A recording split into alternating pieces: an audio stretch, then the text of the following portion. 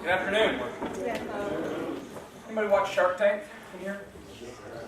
Full show? If you haven't watched it, I don't watch a lot of television, but one of the best studies of human behavior that I've been able to find in my life. Basically, for those that don't know what it is, you've got billionaires. You've got Mark Cuban, owns the Mavericks, and multi-billionaire. You got Damon John, started FUBU, a real large, obviously, clothing manufacturer. You got Kevin O'Leary, $4 or $5 billion business from a software deal. And then you got these like home shopping network big wigs that are on there. And then you get these people that came up with these ideas. They had an idea. They maybe are successful in some field, but usually they're on there because they want help. They want to be able to have the influence, because that's what we're talking about today, is how to influence. They want to have the influence of a billionaire. Not just because they have billions of dollars, but because they have amazing connections. They have connections with people all over the world, and once you get connected to people in the industry that you want to be in, or really even just to that type of level of influence and power, you can accomplish just about anything. So, one of my friends calls me about 3 weeks ago. He says, "Dude, you've got to watch Shark Tank this week. I'm going to be on there." I was like, "I have no idea." So he's, give you a little background, he's a ex-CIA agent. I do some speaking around the country. I was in Los Angeles about 2 years ago. I was back in the green room with him, and Oprah Winfrey's boyfriend, Stephen Graham's back there, Joe Theismann, just this little group of speakers that are about to speak to this group of about 2,000 people. And I'm talking to this guy, Jason. He's wearing all black suit, black tie, white shirt. I said, "What are you going to talk on? Are you like a waiter or a CIA agent?" And I kind of laughed, and he just kind of looked at me. And he's like, "I'm ex-CIA. Well, what are you going to talk about?" So I'm going to talk about safety.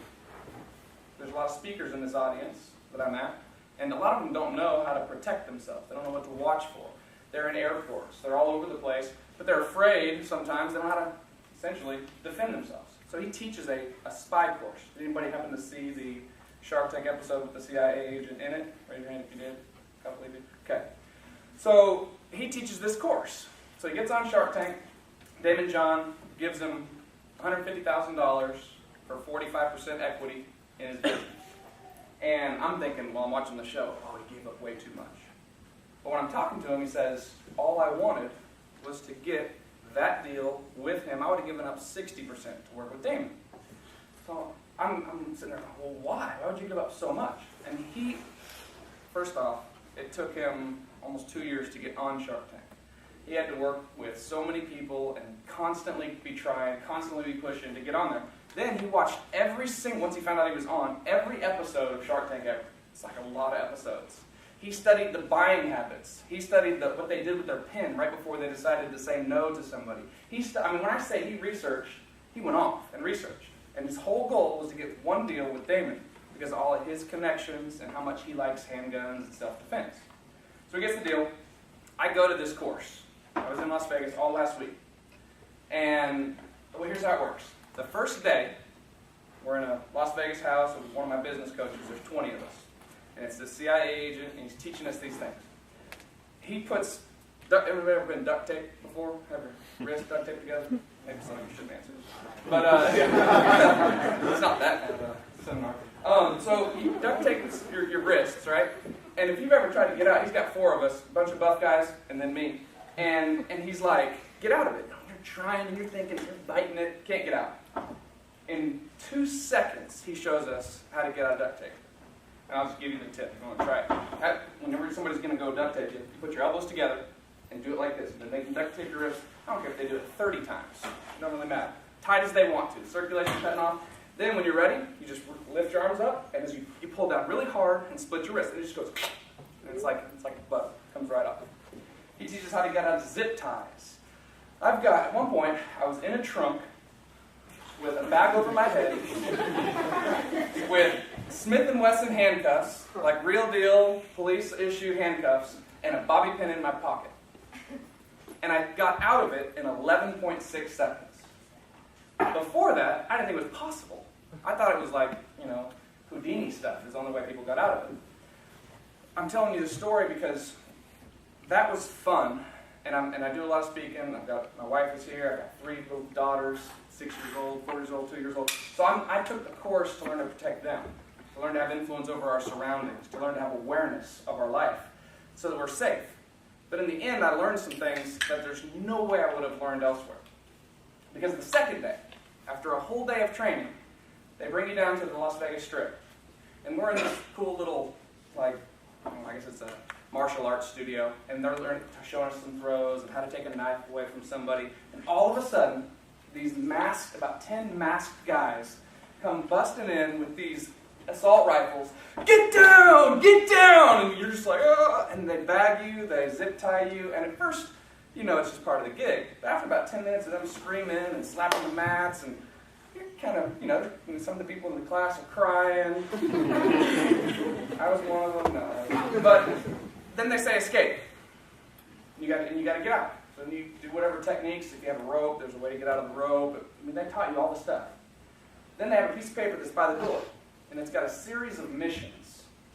For the next 5 hours, I was hunted. I was tracked by former CIA agents, by Navy SEALs, by this whole group that were all over the Strip. Some of them were dressed up as homeless people. Some of them were vendors. Some of them were just tourists. Some of them were just with binoculars on top of buildings that you would see.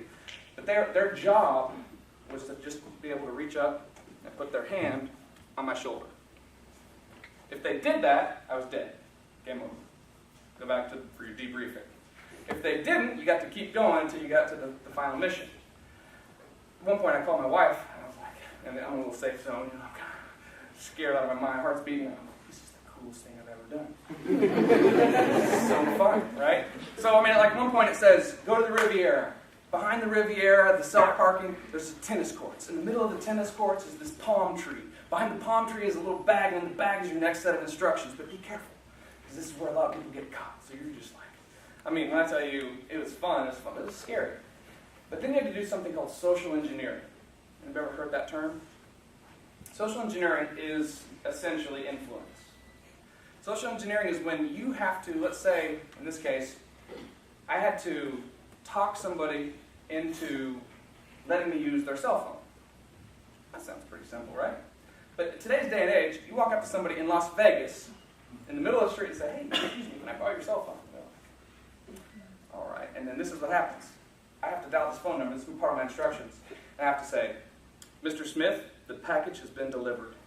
And then hand them back their cell phone. And they're like, right? What am I? Was that a drug deal? Well, you know, what was that? So you have to learn to develop. And then my favorite one, I had to get a homeless person to give me $1. Oh. Just think about that for a minute. I couldn't just give them a $5 bill and then give me $1. I thought about it. No, I had to talk a guy that's sitting on one of those overpasses in Vegas that's got 4 or 5 quarters in front of him and to giving me $1. I wasn't dressed like this because I had to walk quite a few miles that day. But it was influence at its best. The first guy, he took about 9 no's, and finally was when I mentioned CIA because I was just going down the line. My goal was get to know him a little bit, introduce myself, ask him for $1. He said no. Give him another reason. He said no. Give him another reason. He just finally, I mentioned, look, here's the deal. Here's the absolute truth. I'm doing this CIA agent training. His eyes got really big. He started to get freaked out. Who knows where this guy came from? If you ever sat and talked to some homeless people, they have some pretty interesting backgrounds. So I gave him some money and said, here, thank you for your time. God bless you. Went on to the next guy. He ended up giving me $1, and here's where it got fun. He gave me $1. First time I asked him, I said, hey, this is really weird, I know, but I really need $1. I have $1. He looked at me. What? I was like, I know, it's weird, but can I have $1? He hands me the $1, and I said, you watch. You just did something that you pick. I'm going to make sure this gets paid forward. You watch the next hour how much money comes to you.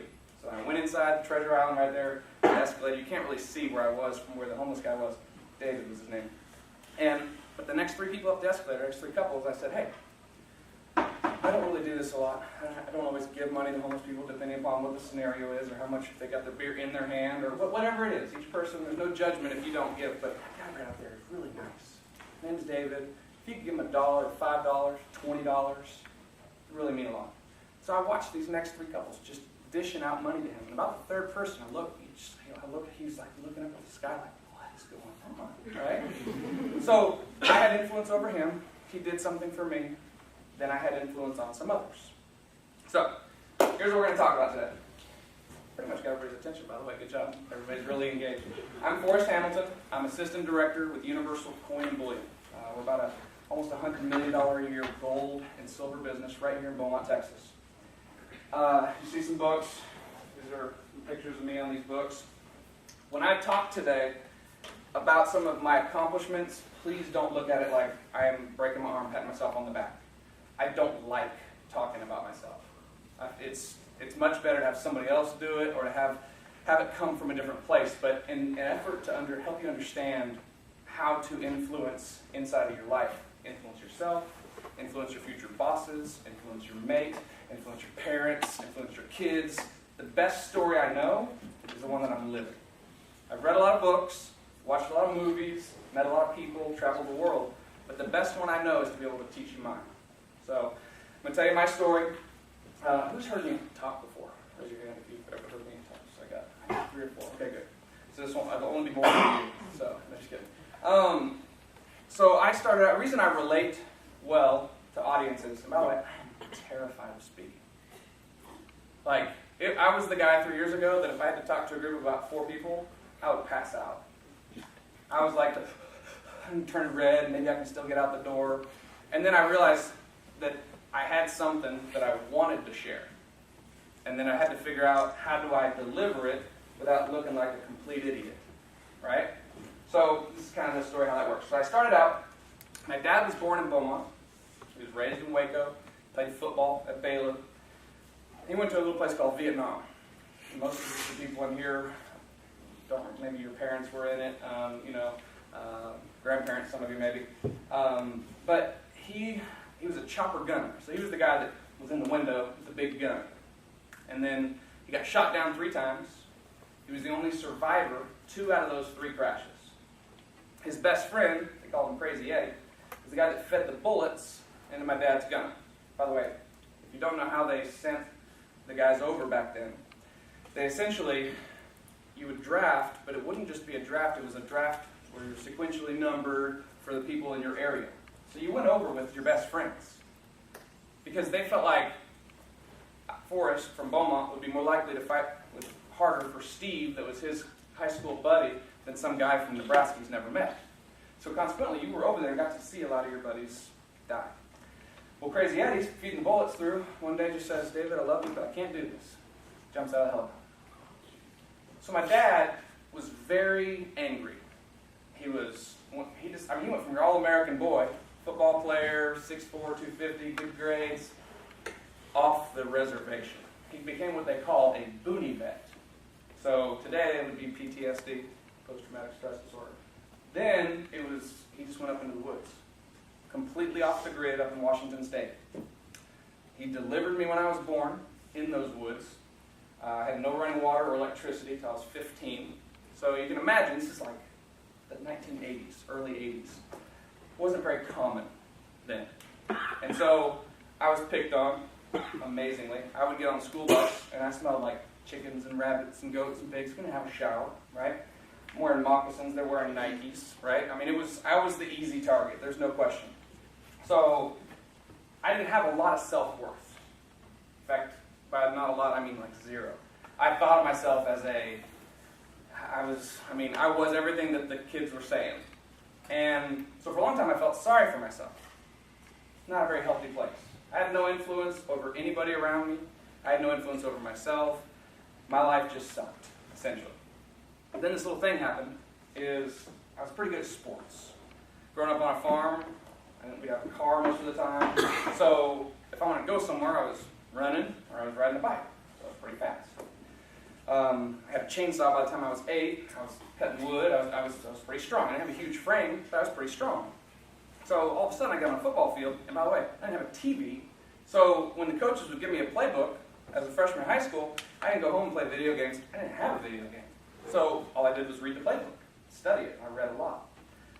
All of a sudden I'm going to practices, and the coaches are mad because the running back doesn't know his play. I know everybody's plays because I'm studying my butt off. I thought if I can make the coaches proud, maybe I'll get to play. If I can make the kids impressed, maybe they'll like me more. That was where I was at. 2 running backs get hurt, all of a sudden I'm starting, score a few touchdowns, you go from the biggest dork on campus to in the running for homecoming king almost overnight. Sports were amazing for me, really drug me out of where I was.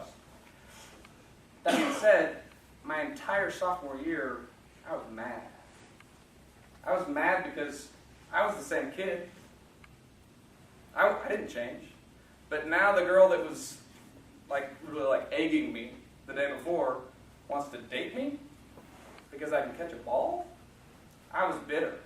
I like to say I had a midlife crisis by the time I was out of high school. But I figured it out. My mom said, "Are you sure that if the roles were reversed, are you sure you wouldn't have done the same thing?" I would have never done that. She's like, "Well, what about all your friends that were your friends before you played sports? That as soon as you started playing sports and going to all those parties and having all that fun, and you left them behind."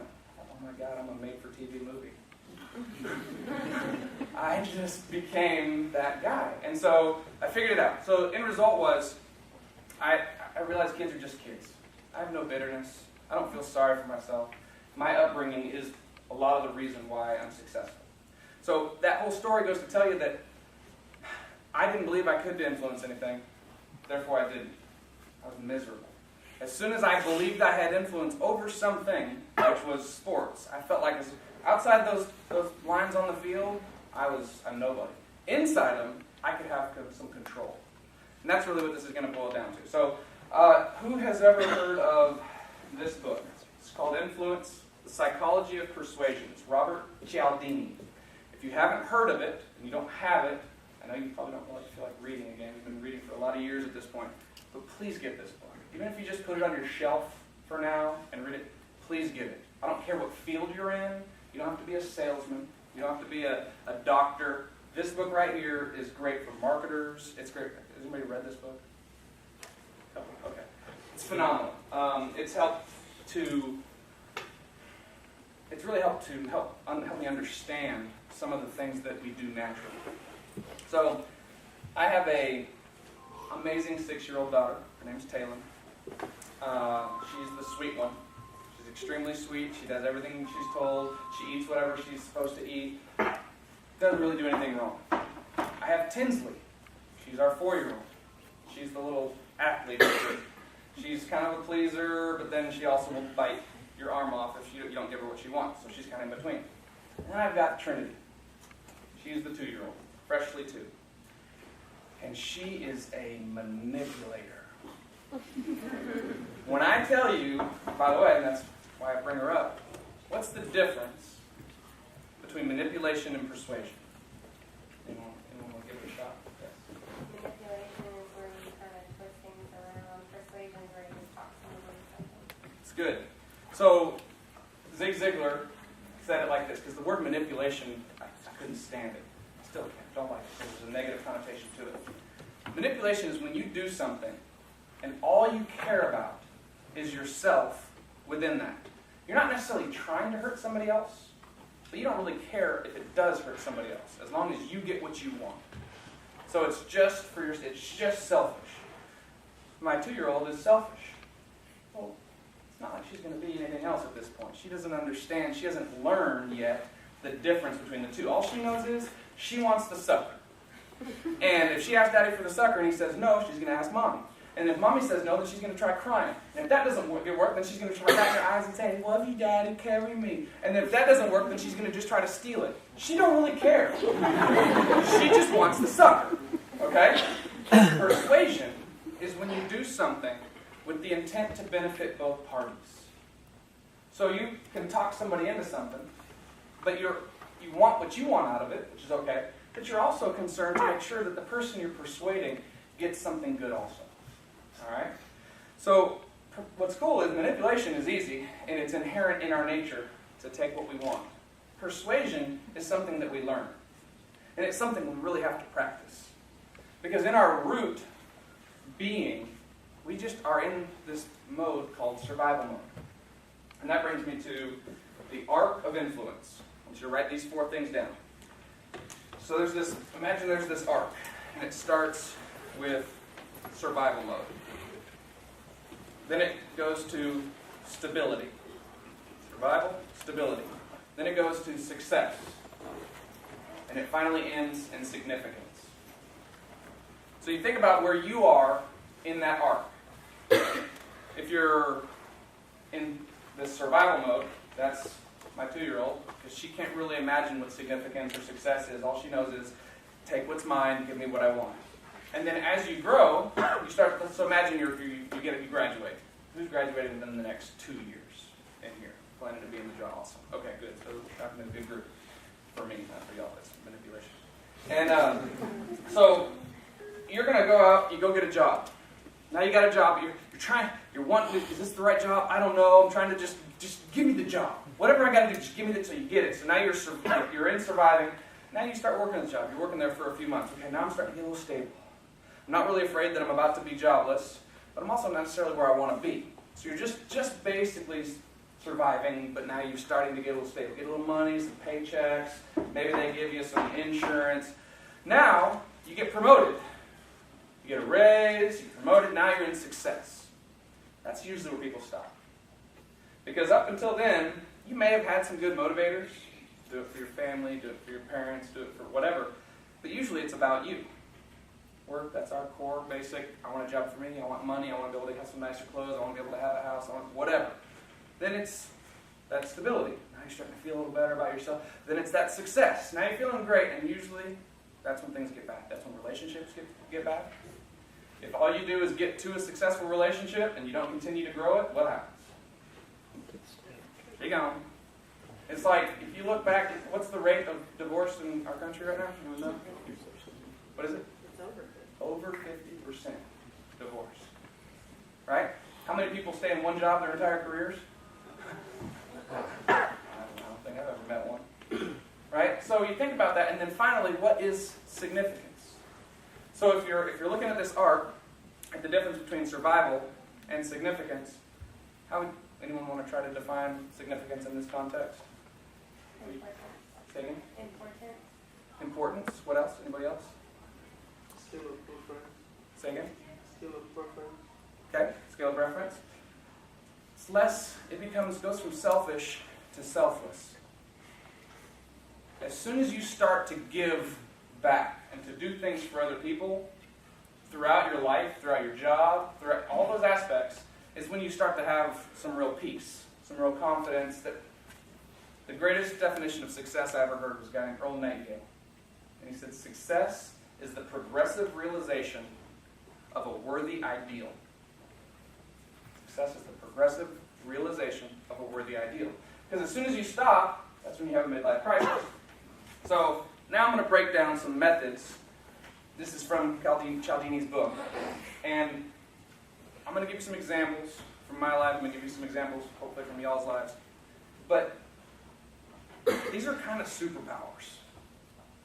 In a way, inside of this life, the 6 things I'm about to give you and kind of break down for you, if you study them and you practice them, all I ask is that you use these powers for good, consciously. I'm serious. I do a lot of the hiring for Universal Coin. We've got close to 100 brokers that work there, do a lot of gold and silver sales. And when they're starting out, I say, I'm going to teach you some of the sales stuff. But I'm telling you right now, the stuff I'm about to teach you is like a superpower. And the first thing that happens is, these guys and girls are anywhere from 18 to 40. And a lot of them have never had this power of influence before. And so when they use it the wrong way, because they can go get a girlfriend or a boyfriend that they didn't believe they could before. They can go get a job or talk somebody into something that they couldn't before. Because this is about influence. This is how to influence others. Alright? So, can I get y'all's commitment that for the most part, you'll really try to use these powers for good? Raise your hand if you say yes. The rest of you, evil people. Alright, number 1. Reciprocity. Law of reciprocity. Probably the most powerful one of all of them. So, I worked at, I was 18 years old. Worked at J.K. Isuzu, down there in Mid-County. All right? When I was 18, I looked like I was about 11. So, but I learned something from this older guy. His name was Eldon, and he was probably, it looked like he was 90, but he was probably 60. But he never got out of his chair. People would just come in. Is Eldon here? You know, I'm running outside. You only see 3 people a day that I might get a chance to sell a car to. And half of them would say, is Eldon here? Yeah. And I'd come in, and he's selling 5, 6 cars a day. I'm only getting to talk to 2 or 3 people a day. So finally one day I said, what are you doing? He goes, well, I just develop relationships with these people, and that's about it. I'm like, you don't want to tell me. So I started just to watch him, you know, spying over here. And he always does this thing where they would come in. A lot of them were referrals from other people. But if he got a new customer, somebody would walk up and they would say, yeah, I'm looking at this car or whatever. And he'd take them for a test drive. And when he came back in, they'd sit down and say, hey, can I get you a Coke, Diet Coke, Dr. Pepper, Sprite? What would you like? He didn't ask if they wanted one. He would ask what type they wanted. Right? It's called alternate choice closing. So he did this little thing. And almost always they'd say, oh, Sprite, that'd be fine. And then he would jingle his pockets like he was getting change in. And he would go around to the body shop where he had bought a bunch of stuff at Sam's or Walmart or whatever, and he had, it cost him 10 cents a piece. And he's acting like he's spending $1 on them. Right? And he brings it back and he folds the napkin just perfectly. And then he had this little tool and said, would you like me to open it?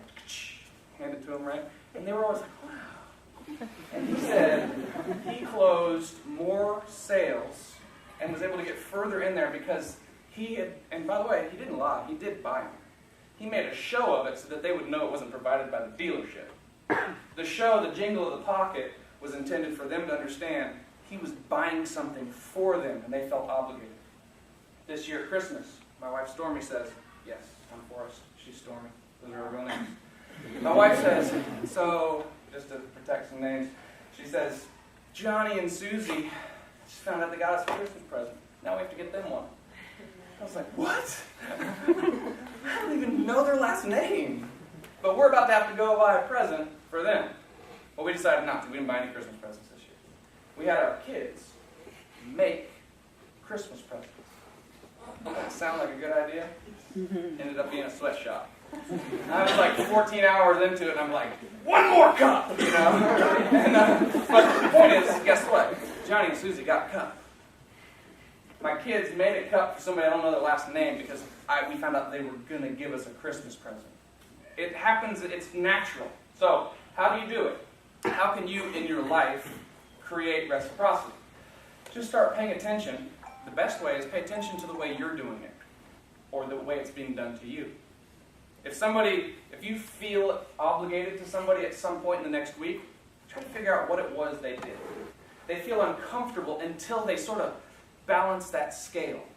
And then start thinking about it. And then guess what? Those of you that have that conscience that's really close to the surface, because you really want to be a good person, don't do the thing where you're like, I don't want to do that to somebody because it would just be wrong. Remember the manipulation versus persuasion. If you're doing it just for you, all right, you're a manipulator, or you are currently manipulating. If you're doing it because you do want to benefit them and you, there's no problem with that. When I do gold investments, when I sell somebody a $500,000 coin or a portfolio for $1 million or one silver coin like this, which by the way, I'm going to give these away by the end of the day, so make sure you're listening really good. So I'm going to give, this is a full ounce of heavy silver. Feel that? A little different than the quarter you normally carry, right? Yeah. Right. So it's real. It's real money. It's out of the ground. It's pure metal. When I do it, I make a commission. People say things like, when they call out, they say, oh, I'm not calling to sell you anything. I said, why would you say that? That's your entire job title. You're a salesman or a saleswoman. When I call somebody like, what are you trying to sell me? Oh, let me tell you, do you have something to write with? Because, by the way, I love my product, and that's really the key. Love your product. Well, guess what? If you're going to do a job interview, what's your product? You. You got to love you. I don't want to be all, mushy in this, but nobody's going to love you more than you love you. Nobody's going to believe in you, especially not an employer, more than you do. So the first person you have to influence about how good you are is you. What impresses people is when you do work. Not just shoveling. Like when you research somebody before you go in and do a job interview, and you know what their pain points are, and things they struggle with, what their pleasure points are, the things that they love the most, what's their motto as their business, what are the things that they really do, and you speak in that language, their ears perk up. You could have not graduated from college, I better not say that. You could have graduated low in your class, right? But if you interview well, because you have confidence, because you study and you prepare and you get ready for that and you understand who it is you're going to interview with. And again, I say interview like it's a job. That's if it's a date. It doesn't really matter. This whole world, influence is the most valuable currency that you can possibly have. It's more valuable than money. It's more valuable than a title or power, because power gets taken away. Money can go to nothing. It can easily be taken away from you. But influence can't. I could go to any country in the world, any business in the world, and be able to get a job with the skills that I've learned inside of influence. A good paying job, a six-figure job. Doesn't matter what it is, because I've learned these principles. Okay, so reciprocity. I can talk for hours, by the way. Probably tell. Okay, so reciprocity. So, anybody ever have somebody at an airport give you a flower? So the story of and I'm maybe pronouncing it wrong, Hare Krishna, right, is that for a long time, it's a religious group, and they would all stand in a line, bald heads, robes, and they would chant and beat on drums and ask for money. They didn't get much money. Because somebody, before they gave them money, would have to make a judgment of whether or not they liked the appearance of that person, whether that spoke to them in some way. They didn't make much money. Then they did this crazy thing. They would walk up in an airport and say, "Hey, how are you?" And they would pin a flower to your shirt. Or they would just hand you one. Here you go. And you try to give it back. No, I insist. It's for me. By the way, can I have a donation for that? Well, now it's reciprocity. They've given you something, won't let you give it back, and now their revenues went through the roof. They ended up in like 300 countries from being in 2, had buildings all over the place, because they understood the law of reciprocity. I have a really good example about that. Have you ever had like a charity send you little stamps in the mail that already have your name and everything on them, and it's like your name's already on it, you can't send it back, it's like, okay, now I'm obligated, know. They're the ones they'll send you $1 now. Yeah. $1 bill. It was a nickel for a while, and then it's $1 bill. I'm like, $1? Really? How many people do they send this to? They must be banking it. They don't need my money. No. But I mean, it's true though. They send you all these gifts. I'm getting dream catchers in the mail and Mercedes. No, but it's like, that's it. That's exactly right. That's a great point. All right, so number 2. Commitment and consistency. So y'all remember, and I'm doing a little something new today. I'm going to kind of tell you what I'm doing as I do it. By the way, reciprocity. Did you notice what I did about the silver coin? I'm going to do what with this? I'm going to give it to you, right? So you feel obligated to listen. Partly because you want to win it. Partly because, heck, I'm going to give that big silver coin. I had somebody feel it in their hand. And I want to take it. It's all of a sudden, you start to feel that reciprocity. So now, remember when I had you raise your hand? Right? I meant to do something before, but I forgot. I'm going to ask you who wants to learn some techniques that really can potentially change your life. And everybody raises their hand. So you just gave a verbal and physical commitment. When you do that, automatically, you'll listen more. I just had influence over you because you may have really just been wanting to play with your cell phone during this seminar. And all of a sudden, now you have this sense of commitment because you raised your hand. Seems silly, right? What's the process for signing a football player to Lamar? They go, they show interest, they send them a card, make a phone call, maybe the coaches meet the parents, whatever. They bring them down for a visit. Then they get a what? A commitment. What kind of a commitment's first? Verbal. Then they do a written. It's still not done. I've seen them come out once it's a written commitment, right? Because it really comes down to that final day when it's official. So they do all these things to work really hard to make the commitment as strong as possible so they can have obligation. We've done a lot of studying on sales. The average person doesn't really start listening with the intent to make a decision of buying something or not over the telephone until after the 7th no. That was a UCLA study.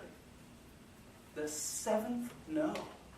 I'm thinking to myself, somebody calls me, I'm about one no in the book, you know? But then that's the average. Because what happens is, psychologically, no, then a benefit. No, then a benefit. They don't have to necessarily hear anything. But after about 7, they're like, gosh, this thing must really be good. If he's willing to stay on here while I'm being that passionate, that convicted. I don't know if it was Emerson, I think it was actually Einstein. Einstein said, I'm paraphrase, that consistency will wear you down to the point where you'll make a decision to do something that you didn't really want to do. But just that act of consistency and inside of that commitment is what makes people say yes. So, for those that were here before, at one point I gave out my cell phone number and my email address. And I said, anybody that wants to contact me, I'll do some free mentor sessions for. First time I did it, 40 people contacted me. And so that was too much. That was an overload for me. So then the next time I said, but you're going to have to work really hard. You may have to email me, text me, call me, show up at my offices 20 times before I even take your call because I want to see how serious you are. I still had 40 people that took my cell phone number the next session, took my email address, and all but 3 only tried once. What does that say about what they really believe about themselves? They didn't really want a job from me. They didn't really want my help, or they would have continued to try. Now the 3, one of them works for me, and 2 of them I still mentor. Been in my house. Because they showed passion, they showed determination, they showed they had value and worth, and they were willing to jump through hurdles. Because here's what happens. I know I've done it. When I met this guy right here the first time, Brian Tracy. Guy has 55 best-selling books. Didn't graduate from high school, flunked English, 55 best-selling books. Gets paid $50,000 an hour to speak on a stage. He does those big Get Motivated seminars, speaks to Bill Cosby and all those guys. Just amazing. And the first time I found a way to get into his world was because I spent 3 months working on his gatekeepers, his secretaries, his assistants, just saying, just want to tell him thank you. Can I just tell him thank you? No. It's $100,000 a year if you basically want to talk to him. Those are their exact words. Well, finally, I infiltrated his system. Got all the way in there, and the secretary calls me and says, you've been trying for 3 months. He wants to meet you. He says, you've been so persistent. We'll get done with it. He says, how'd you like to write a book with me? Changed my life. Now I've got 3 books that became bestsellers because of him. Really, it was because of me. It was my persistence, my desire to want to meet him that created all of that. Okay? So be consistent. Even if it looks like it's for sure no, be passionate, be committed to it, and be consistent. And you will wear down whatever this is. That doesn't mean a girl, or you don't be a stalker. But be creative. Number 3, social proof. Ever watch a sitcom and you hear that canned laughter in the background? How annoying, right? Why do they all still do it? Because it works. That canned laughter, they've proven, study after study, that within that canned laughter, people will laugh longer and laugh harder, especially at bad jokes. So you get a sense, all of a sudden you're laughing, like, that isn't funny, why am I laughing? It's because it was part of that process. It's part of social proof. If somebody else is laughing, even if somebody pushed the button and told me I should be laughing, you do. It's crazy. Tip jars. And for those that have ever been maybe a waitress or a bartender, they do something called salting the tip jar. They put a $1 bill down in there or a $20 bill down in there so that people will see that's where the tips go. Because if it's just an empty jar, people are like, no more toothpicks. Something, right? But if there's a bunch of cash in there, you feel like everybody else is doing it, I should do it too. Oh, there's a 20? Wow, they must be good. It's amazing that social proof creates, sort of greases the wheel. Twitter followers. There's these, by the way, there's systems out there where you can buy 50,000 Twitter followers that are not even real. But if somebody gets on and somebody sends you a thing and you look at it and they're like, wow, Kim Kardashian has 40 million Twitter followers, it's social proof that there must be something interesting or worth listening to or worth reading about. And that's where the money comes for those people. All right, number 4, likability. I'm not very funny. I'm not naturally funny. Again, because the reason I burned a hole in this carpet while I've been talking to y'all is because I'm nervous. I've done hundreds of presentations all over the world, and yet I still get nervous when I speak because I go back to being that little kid. Well, my wife says, "Are you always nervous before your presentation?" I said, "Yes." Why? You've done it so many times. You're good at it. People like it. People pay you thousands of dollars to fly places and speak. Why are you nervous? I said, because I heard a story one time about Bill Russell, basketball player, lots of championships. And he would throw up before every game. Every single game, he would throw up. The guy's in multiple all-star championship rings. And then one day, he got over it. And for like half a season, he didn't throw up at all. Oh, I'm healed. I'm fixed. I made it. Confident. Worst season of his career. When you're nervous, and he said this, it stopped meaning enough to me. I get nervous because I think about, not because I worry about y'all judging me, because I think, God, what if there's one person in there that I can say one little thing to that sticks with them that then changes their life? There's 4 or 5 people in my world that I've told, that thing you said that one time, they don't even remember. It changed my life. So I get nervous thinking, oh, I wonder who it's going to be in there. God, I got to make sure that I'm on. And so I get nervous because I don't want it to not mean something to me. Well, that, I think, makes me somewhat likable. By showing you my weaknesses, by explaining my situations, there's a likability. But when you like somebody, you're more likely to listen to them. When you listen to them, you're more likely to buy from them. Or, that's in the sales world, or hire them, or date them.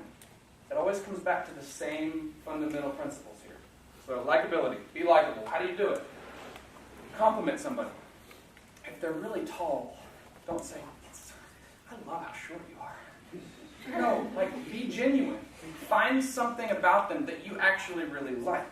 Because that's the key to this whole thing is people can smell BS. When you say something, true, literally, but when you say something that's not right, they're bald and I love your hair, it doesn't make no sense. It doesn't make, that's not fair to them and it ruins you. Find something genuine and get good at giving real compliments. And it's hard, by the way, if you're not good at taking compliments. So start practicing taking compliments well. When somebody gives me a compliment, I learn this. I always assume when somebody's giving me a compliment that it's real. Because I used to do the opposite.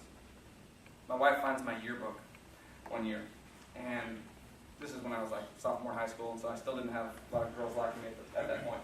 She's, I thought you said girls didn't like you back then. I was like, they didn't. I didn't have a date until I was a junior.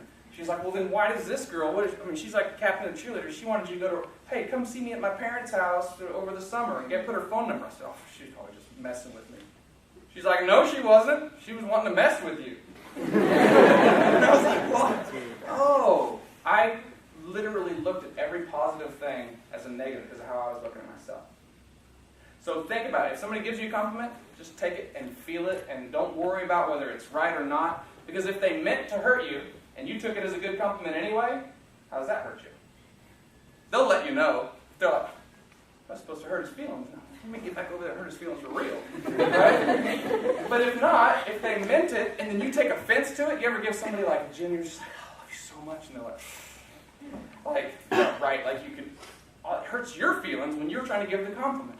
So being likable is just as much about letting someone compliment you. Work on that. Number 5, authority. So they did a study at a parking meter. Pretty interesting study. Security guard stands there. Has nothing to do with a fake security guard or costume, basically. And lady comes up, parks her car, and he says, that guy over there, see that guy? And there's another guy standing over by a parking meter. He's 10 cents short. Go give him a dime. 75% of the people that he did that to went and gave the guy a dime. Now, same exact guy, wearing shorts and flip-flops, stands there, says it the exact same way. Hey, that guy over there, he's short a dime. Go give him a dime. Please. Get away from me. 30% did it. Less than half based on security guard costume. So authority has to do some with dress, some with the way you say things. But I'm a shorts and flip-flop kind of guy. I used to say things like, in fact, you'll see, I got some shaggy, I thought it looked like Brad Pitt, but not so much, some long hair in here, right? And I used to say, I'm just going to be myself and go to this job interview in my flip-flops and my long hair. If they like me, they like me. If they don't, they don't. In fact, if I do anything other than that, I'm not being true to myself. That's what I was thinking. I just didn't get very many jobs. I don't know what it was. They must have had a problem. No, what I learned was, it's not about changing yourself. It was about being professional so that I could show them that I cared enough to want the job. I wasn't going to completely change. They're going to make me cut my hair. I'm probably not going to work there. I ended up cutting my hair because, frankly, I didn't really like really long hair. I was doing it more for my wife. So, that was fun up to a point. All right, lastly, very last one, scarcity. This one's my favorite. Anybody ever watch Home Shopping Network? All right, or any of the shows that have a little ticker at the bottom. I understand, I've looked at putting products on Home Shopping Network before. And I know what the markup has to be. Like a lot, like over 100%. And so I know that I can buy the same thing on Amazon, the same product, for probably 20 to 40% less. Like right now, buy it now, get it shipped to my house, free shipping. And I'll be flipping through and all of a sudden I'll land on a product that I sell, a gold or a silver coin, that I know what its cost is. And I'm watching the ticker go down 10, 9, maybe I should go buy it. It just creates this sense of you better hurry and get it or it's gone. It creates a sense of value inside of you when you see scarcity. There's only 3 left in the store, you better get them because they might cost you more. So you got to think about what can you provide in regards to scarcity. I know that when I was being headhunted for some jobs, people were wanting me to go start other businesses or go run other businesses. I wasn't really planning on going anywhere, but I wanted to play the game a little bit. Well, I really am loyal to this job, and they're probably going to give me a raise too, but what would be your best offer? And then I've got this other guy that's looking at me, do they come back with their best offer? And it's like, so if he offers me 20% more, would you offer me 20% more? Well, yeah, I thought you said that was your best offer. Well, I'm creating scarcity of my services. So that's what you have to be able to do too. Hopefully, I gave you some tidbits, but again, I really do want everybody to get this book. Influence, Robert Cialdini. I'm running a little bit over, I tend to do that. Is it an hour or 45 minutes? It is an hour, okay, good. So we got a few minutes. I'm going to take questions now, and I'm going to give away some prizes. And I'm not going to tell you why, or I'm going to randomly give out the prizes, except the first question is definitely going to get a prize. So who would ask? Yes. So when you were growing up, like when did you realize that like you really wanted to be like when did you have that moment where you're just like, this is something that I want to do and I want to expand into this? Like, is there ever a point, I guess I want to change my question, is there ever a point where you feel like I want to slow down or like I've reached the point where I'm already successful enough to where I don't have to do this anymore? You did a really good job, by the way, of how you just asked that question. Most people would have started a question, gotten embarrassed that they didn't come out clearly, but you just said, I'm going to rephrase my question, and then you did it with confidence. That's like, if I was interviewing you right now, I'd be like, that's a +1. It's a good quality.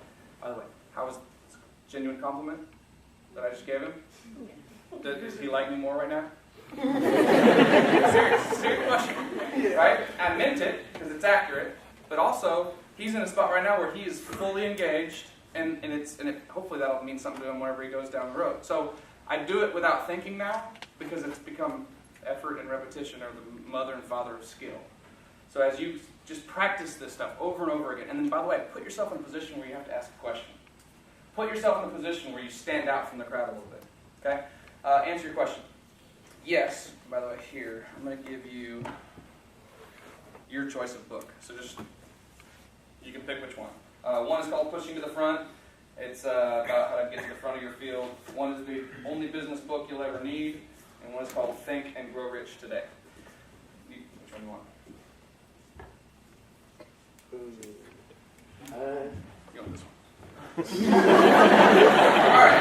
So, when did, number one, I'm not at significance yet in the arc of influence. I'm having significant impact on people's lives. I feel good about it. I feel like I'm helping have a pen that is inscribed Forrest Hamilton, changing people's lives. It means a lot to me, that pen. Because that is my focus. At one point, I almost walked away from Universal Coin. And I have a very, very good income there. And I've been there for almost 17 years.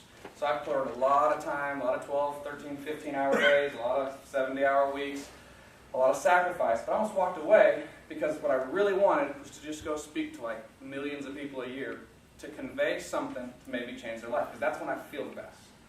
And I had a business coach, a guy that was on ABC's Secret Millionaire, his name's James Malinchak. He said, "You're an idiot. Why would you walk away from something that you helped build from $3 million a year to almost $100 million a year when you can do both?" Oh, that's why you're my business coach. It's because sometimes you need somebody to basically slap you around a little bit and go, no, do this. So, no, I don't want to stop. If I won Powerball tomorrow, I would not stop working. I would not stop doing what really is passionate to me, which is about changing people's lives. I would spend more time with my family, right? That's the one drawback. The sacrifice is I live less than a mile from my office. I get to spend my mornings with my daughters, my wife. I spend almost every single lunch. I drive home and spend lunch with them. I spend almost every evening with them. I won't go on one out-of-town trip, which I'm out of town 2 to 3 times a month. It's a different state or a different country. I won't go on more than one in a row without bringing the entire crew with me. So my family is the most important thing to me. But I would spend even more time with them. But I won't ever stop because once you learn, please hear this, once you learn the equation to success, it works over and over and over again. It is a repeatable process. I could do any type of field right now and have success at it, and most of them are because of that influence. That's why I'm telling you, it's not a bragging thing. I could walk into any job, any place in the United States of America, not so much in the world because I don't understand all the culture changes, but in this one, I could walk in and get a very high-paying job, even if it doesn't currently exist. They'll create one for me because of my passion and my influence. So my goal is I'm going to be, I didn't get into this, but I have a real estate company, I have a winery, I have a small film company. I love business. So I'm never going to stop because I love watching it start from, it's like a painting. It's like starting with nothing and then turning into a masterpiece. And that process, not where it starts to where it finishes, but like the process and the pain of it is where it's fun. Does that answer your question? All right. Next question, yes. When you were talking about your history and where you came from and how nervous you are whenever you do certain things, what did you find? Like me personally, I'm a very nervous person when I go into a new situation, and I was curious how you found strength to. Like I get my voice shakes and all of a sudden I'm sweating and everything. How did you find the strength to not only just do it the first time, but to keep doing it? Like you said, that basketball player, every time he'd go in and throw up, he'd go in and do it, and then when he finally got comfortable, he messed up. Do you find yourself in the same situation sometimes where you don't get nervous and then all of a sudden you're not doing as well as you thought Absolutely. you did? Yep, I lost a lot. From 2007 to 2008, I lost a lot of my network because I really got to a spot where I was relatively comfortable. I was pretty confident. I didn't need somebody's approval. And all of a sudden, a lot of it fell away. Well, obstacles are those things that you trip over when you take your eyes off your goal. Well, I lost my goal. I didn't have a clearly defined purpose. As soon as I refocused on what that purpose was, all of a sudden, you'll do whatever it takes to get to that once you're committed to it and you're consistent in that drive. So the main thing is, Brian Tracy said this, he said, pretend you could wave a magic wand. Money was not an issue. What would you do? What would be your job if you just pick anything and you could do it? And then I started to realize, okay, gold and silver might not be the thing I always want to do, even though I think it's, while we're in a bad economy, it's a perfect thing to do. But all these other things I can do are more to my core, my heart. So all of a sudden, speaking became sort of a part of that. So I started, and I was terrible at it. I'm telling you, it was, I'm probably red now, but I was like beet red, right? Armpits were, you could see it. It was bad. Well, I started going to Toastmasters, which is, if you haven't signed up for Toastmasters, it's a very, very inexpensive service. You can do it all around here, and they will teach you to speak and really do it in a good way. I probably attribute more of my speaking understanding to Toastmasters than any speaking academy I've been at since then. And then just practice. Just getting out there and doing it. And then you have to remind yourself why you're doing it, because while you're in the middle, while I was in the middle of writing these things, it was like a nightmare. One of the worst things in the world is knowing everybody in the world could read your stuff, and you don't want to make one mistake, and you start telling yourself you're not good enough, and what am I doing? And you have to work through all of that because you got a deadline. And that's the other thing. Set some deadlines for yourself that you're accountable to others. Okay? I just Wait, wanted to. you get a prize, don't forget. I wanted to narrate, your on the Lamar University. We actually have a club here in Lamar. Mm-hmm. It was started 2 years ago. Not many people know much about it. But we have our meetings every 2 weeks, and we'll be having one coming up. So at Channel Engineering, it's 204. So I can come over. It's amazing. I'm just telling you, I did the humorous speaking contest for the national thing, and I wasn't very funny, but it taught me. I learned techniques of how to be funny, how to kind of pick on yourself, how to do those types of things, and I learned a lot of it in Toastmasters. So highly recommend it. You and then you. Why would you become a personal, like a speaker, like a motivational speaker, if there's so many bigger ones out there that are more, like, I've never heard of you. But, like, why would you become one? Because, like, your sphere of influence is extremely small when there are bigger ones out there who can accomplish much more than you. Why would you stick with it? So, again, this guy, Brian Tracy, I listened to a CD he did called Psychology of Achievement. And it basically teaches you one fundamental truth, which is you become what you think about. And I thought, well, that's pretty simple. Your dominant thoughts become your reality. I'm like, well, that's not true. Everybody would be rich and happy, and then I was, wait a minute. Not the things you want, your dominant thoughts, the ones you have most of the time. The problem is, you have a good thought, and then you see all the reasons why not. Right? Well, Tony Robbins and Brian Tracy and all these big-time speakers, they can't get to everybody. They can't. If they talk to 10 million people per year, there's billions of people that need to hear this stuff. And what I realized was, I went through this weird process where as I would start to write, I would then research what I had been writing, and other people were saying the same stuff. And I thought, I'm not original. And then I started reading all their stuff, and they all say the same thing, which is a lot of what they come up with is not their own. It's not original thought. It's something that's been passed down, whether it's passed down from the Bible, or whether it's passed down from the original Think and Grow Rich, or it's all these same concepts. The difference is my scope of influence right now may be small. But eventually, if I don't give up, it'll be millions. He asked me to go speak around the country with him and basically take over his business. Well, I had it. I could have been speaking to millions already. I chose to take a different path because I wanted to do it kind of my own way. Remember the painting from nothing to a masterpiece? Well, I'm going to figure out a better way. I'm going to use their ways, follow their breadcrumbs to success, but then I'm going to do some things that other people can follow that haven't been done yet. That make sense? What? I wasn't trying to be, I don't take many things personally other than that. I noticed that you said whenever you were living in Washington up until you were 15, not having running water and stuff, your confidence level was low and you really didn't believe in yourself. So what clicked and changed that? You're obviously very successful now, and that doesn't just change overnight. It might, I don't know. But what clicks for people in this group that might not know? Myself, I'm a musician. I think very low of myself, professionally. Sure. No. But if I could change that, I'd like to, Yeah. So you're not going to be good at everything you do, or great at everything you do.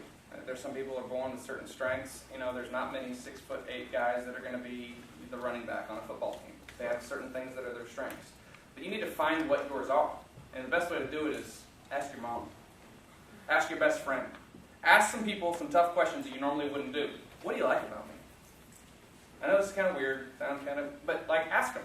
And then start realizing you're going to see some patterns that you don't even know about yourself. And then once you do that, start having some confidence within that. Well, you do something right now that I wish I could do. I would love to be even a mediocre musician. But I haven't taken the time to do it, and the couple times I tried, I was terrible, so I was like, ugh. You know, get the guitar away from me, right? I'm tone deaf. I wish I could sing, right? I wish I could play. So have some strength in that. And then, again, as to her question, get a clearly defined purpose of what you really want. Really clear. Like, what you want, when you want it, how big you want it to be, and then you can't solve an equation that's bigger than the one you're trying to solve. So if you're trying to solve being a guy that has 3 gigs a year, that would be just great for you, then you might be able to. You want to solve one where you're playing at the Toyota Center, well then you're going to do some things differently. But you'll never solve the Toyota Center one if you're doing a lot less than that. You just won't. So raise your expectations and then listen to stuff like Psychology of Achievement, Think and Grow Rich, because you'll learn a lot more about human behavior, and then it sort of helps you to unlock stuff. All right? Yes. Me? Yes. Okay. I know it's a little off topic, but how do you get past the hiring process when technology is going up so much that the HR department just puts you straight to a computer?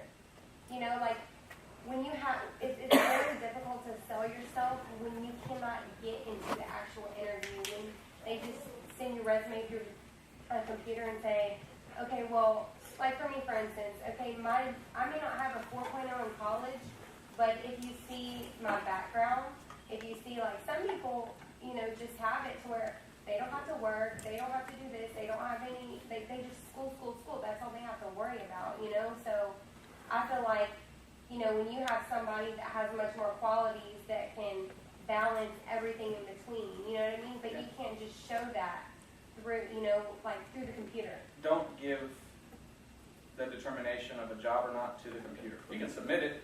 If you don't get a phone call, then go up to the next step. Then send an email. Then make some phone calls. Then just show up. Ask for the president. Tell him, hey, I'll give you some free consulting advice.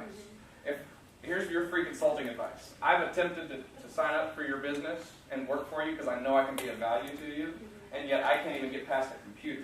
So you can't even know my greatest strength, which is how I'm going to be in front of you. Well, by the way, if I'm the president of the company, yeah. If I'm looking at that email and I'm like, whoa, call her right now. I want to interview myself. Yeah. By the way, the presidents of the companies read almost every letter that comes through, as insignificant as it may seem. Most people won't send a letter to the president, though. Yeah. See, a big company, like if you're trying to get hired at ExxonMobil or Shell or anything like that, like, you know, they'll put you straight through a process and be like, okay, you're automatically denied. So be different. You know, and be you persistent. can call, and the HR is like, well, there's nothing I can do. It just. And again, if you are going to buy that that's just the way it is, then you need to start applying elsewhere. But they might shut me down for. And by the way, if everybody needs to go, you're welcome to go. I'm just going to kind of keep taking questions for a while. I've got a lecture time stuff, but I'm going to keep going, and I'm going to keep until if that's the job I want. There's nothing that's going to stop me from getting at least a personal interview. Yeah. It's just like, you know, when a big company like that, they're like, okay, you're already denied, you can try back in 6 months. So it's like, okay, well, if I'm denied, can I even keep calling you? Like, yeah, what are they going to do? They're going to blacklist you from the entire industry? No, they're going to say this girl's persistent. Okay? All right. A couple more questions, please.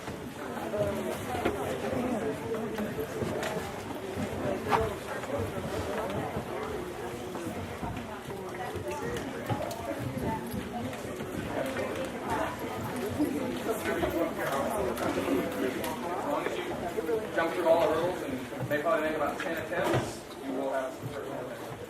Yes, anything else? Yes. How do you manage your time? Terribly. Like all these things, and then you have Facebook. So how do you kind of improve yourself because there's only so much time you can do it? Priorities. I set priorities as to what's very, very, very But it's important. not audio. Focus on audio, that's a good point. Automobile University. So if I'm driving, so if I go to the airport, I know I've got 3 hours that I can listen to, basically listen to a book. An hour and a half there, hour and a half back. I use my plane time. I don't sleep or watch movies when I'm on a plane traveling somewhere. I do a lot of my writing now because I don't have 3 kids jumping all over me, and I don't have to really worry about anybody other than the project that's in front of me. So you prioritize, you check what your deadlines are, you delegate as much stuff as that you possibly can, and when Brian Tracy told me get a personal assistant, I was like, you're crazy. I don't have time to get I don't want to train one. I got to do it all myself. But then all of a sudden, I've got personal assistants, and now I just do more stuff. But if the point is prioritize, Figure out what you really, really want, and then is the thing you're doing right now going to get you closer to your goal, or is it just busy work? If it's busy work, cut it out. Have somebody else do it, or stop doing it altogether. Figure out what it is that's going to get you closer to what you really want. And you'll find you'll get cut out most of the stuff that you don't need to do. So, yes. I know it's subjective for each person, and success is a very subjective term. Being a psychology major, you realize that. But for you personally, what do you consider success in your personal priorities? Like, how do you prioritize it? Anytime that I go to sleep at night and I have regret, I have frustration that I didn't spend enough time with my wife and kids, that I didn't take care of, I didn't go to church this day because of this thing that I was doing instead, and that was very important to me. If I feel regret coming on, then I'll just move that subject up higher on the priority list until that need is filled. I recognize I can't get to everything. So it's a dynamic process. It changes. Absolutely. Yeah, it's mainly just recognizing what your feelings are. I try to do a 10-minute evaluation of myself. My phone will just go off every 10 minutes sometimes when I'm at work. And it'll just test what's my level, what's my attitude like, what am I feeling, am I frustrated? And it's just a little beep, and then oh yeah. And so then I just pay attention, and then I make an adjustment if I need to, or I'm like, oh, I'm right on the right track. But the main thing is, when I go to sleep at night, usually I've done some type of a list, and it may take me 30 minutes. But I'll figure out what did I do that day. I don't spend a lot of time on what I didn't do. I'll say, what did I do, and then what do I need to do the next day? Because otherwise, if all you have is to-do lists, I've listened to something called RPM by Anthony Robbins, and it's results-based, I can't think of exactly what it is, but it's a priority system that really helped me with these levels of distraction. He has this big, like a target. On the outside, it's the zone of distraction. So if you come home and you find yourself decluttering your desk 40 times, it's probably because you're not doing the thing you need to do, right? And because you're afraid that you're not going to be able to get it done or whatever it is. So just don't sit down and watch TV to get away from all the things you really have to do. And then it breaks it all the way down, I won't go through all the zones, but the middle zone is when you do things that are important but not urgent. When you find yourself doing things that are important to you but they're not urgent, that means you're working ahead of the game.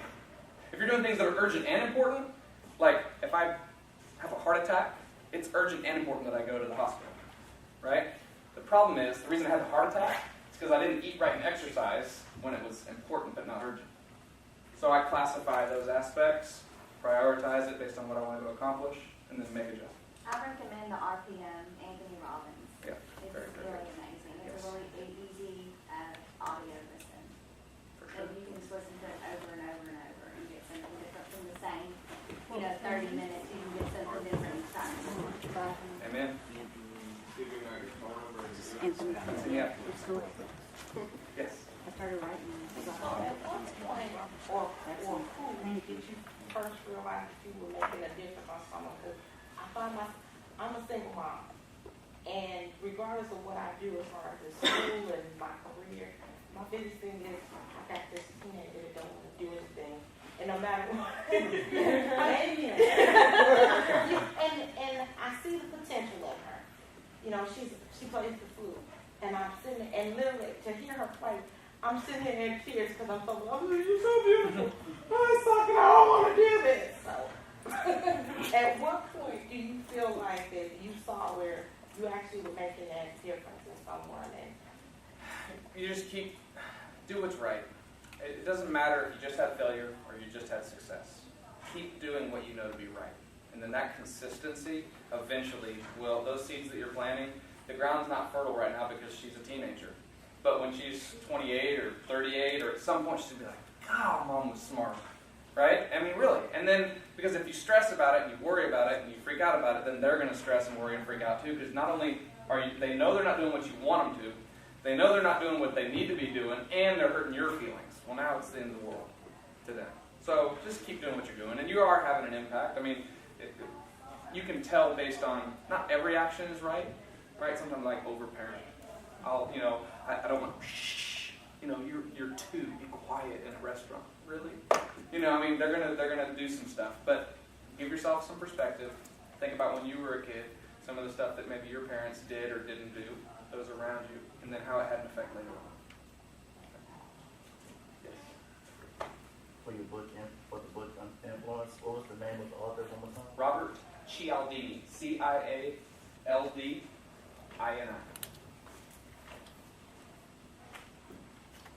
Yes. So for the women in the room, I just got finished reading Sheryl Sandberg's Lean In, Women, Work, and the Will to Lead. And so my question is for women, oftentimes in the workforce, if we're pushy, if we call 7 times, we get labeled as bossy, high-strung. Because Sheryl Sandberg has her way of how she wants to address it, which sometimes I don't quite agree with. It just doesn't work that way. How do we get around being labeled as bossy or high-strung or she's asking for too much? Pay attention to the reactions to how you're asking. If you send an email and you get no response, don't assume that they didn't like it, and they didn't get it. And so send another one, but without a little biting comment. Don't say, already sent you this once, didn't get a response, here it is again. But I'm just going to delete it. Really, I'm just going to delete it. But if you send it again as though they didn't get it, the person goes, oh gosh, I didn't see that come through. And by the way, it comes across as that's important, and you're doing a good job following up. Well, then if I don't say anything again, and then you send something through like, have sent this before, wasn't sure if maybe I had written down the email address wrong. If this is the right address, please just let me know. Don't want to bother you. So just use the stuff that's in Cialdini's book, those different methods, even via email. Then attempt phone calls. And then when you do it, just think about your tone. Don't work from a position of being slighted in some way. If you're defensive, they're going to be defensive. If you're everything's, I work this, when my new guys and new girls are starting to work for me, I always tell them, be from Jamaica. Have it be to where everything is no problem. If it comes across from you that it's no problem, and it's just everything's okay, all of a sudden, people, they start acting that way. Whoever has the more dominant personality is the one that ends up having everybody have that personality around them. So if it's one of peace and confidence and believing that you can go do it, they'll have it too. But when you change, they change. Okay? Yes. Okay, trying to piece this whole conversation together. First of all, I never really thought of like having a business coach or even being in a situation where I would ever need one. But I'm a nurse and I go to school full time. I'm trying to go in administration. It just seems like I never have time. And I don't hit my pillow until like 12 at night. Sure. So then you spoke on having a personal assistant, and I'm like, well, golly, all this to be in a successful lane and get whereas in a hierarchy, Maslow's hierarchy, what is it? Well, we spoke on it briefly, what you call significance. Sure. It just seems like the higher you try to get, it's like you're paying along the way for assistance, and I'm like, I don't know. I guess my question is, how do you do that whereas trying to be successful and keep money in your pocket without just spending all your money just to get to a certain position in life? Sure. So there's different types of assistants. I can hire an assistant and pay them next to nothing because they want to learn what I have. And so really it's more of a service to them if they're working for me than for me to pay them a lot of money. So I'm in a little different position now. I can pay them less because they feel like they're getting more just from the experience. Well, guess what? I didn't just put out an ad and say, whoever wants to work for nothing and be a good assistant, contact me. I had to go through a system to be able to create that value for them to want to work for not very much. Okay? For you want to start out with, don't just get a personal assistant, get a virtual assistant. Write that down. Virtual assistant. You can do it for almost nothing to do most of your paperwork and a lot of the different emails and to help you sort things out for very, very, very inexpensively. There are people that work for multiple people. They don't work necessarily hourly. They work based on projects. So just start researching inexpensive assistants. And then start small. Don't just go out and hire an entire company to manage your stuff. But start small with what currently fits your needs. And then don't get freaked out by the fact that you're going to have more and more and more assistants to go do stuff and you're going to be paying them all your money. That's not how it goes. They will give you the ability. There's a principle called the 80-20 principle. It sounds like you may know of it. 80% of your productivity comes from 20% of your time. 80% of your profits comes from 20% of your clients. It's almost throughout every business I've ever seen, 80-20 principle works. So if right now you're spending 80% of your time doing the things that bring you little to no money or little to no growth, you're in trouble. That's where an assistant comes in, is that they can do the busy work, they can do the things to take your weight off so that you can do the 20% that really gets you the income, really gets you the networking, the connections, those types of things. Okay? You're welcome. Another thing to add to this question, another thing I found, eventually whenever you, start getting business and everything and you need an assistant, and that's great, but when you're starting small, I find it really helpful just to write everything down and get your body in a routine. Your body thrives for routine, and so if you can find, even the food you eat and your breakfast, everything, if you can just write down so that you don't have to take that time to sit there and think about it. I make lists and I put them on the fridge, and so I'm just like, oh, gotta do this, and it saves so much time just so you're not like, what am I missing? Did I make sure I did everything? I kind of have a checklist, and that really, really helps when you're so busy, you tend to forget everything. Good point.